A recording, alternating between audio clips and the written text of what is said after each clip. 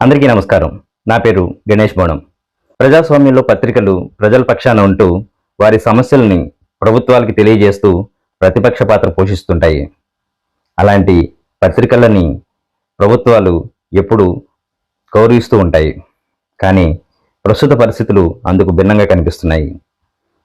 ప్రజల సమస్యలను కానీ ప్రభుత్వంలో అవినీతిని కానీ ఎత్తి చూపితే పత్రికల మీద కక్ష సాధింపు చర్యలు తప్పవనే హెచ్చరికలు ప్రస్తుత ప్రభుత్వాల నుంచి వస్తున్నాయి.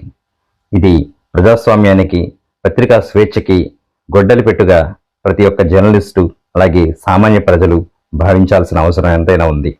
ఒకప్పుడు తమ వద్ద పనిచేస్తున్న జర్నలిస్టులు వాస్తవాలను రాయాల్సి వచ్చినప్పుడు దానివల్ల తమకు ఇబ్బంది ఎదురవుతుందని తెలిసినా కూడా కొందరు పత్రికాధిపతులు వారిని ఏమాత్రం నిలువరించేవారు కాదు.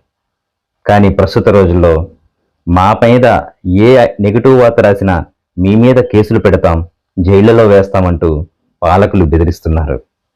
ఈ సంస్కృతిని ఇలాగే వదిలేస్తే భవిష్యత్తులో ప్రజల పక్షాన పోరాడేందుకు ఏ పత్రిక ముందుకు రాదు. ఈ విషయాన్ని అందరూ గుర్తించాలని, ఈ సంస్కృతిని తుదిమిట్టించాలని వేడుకుంటూ నమస్కారం.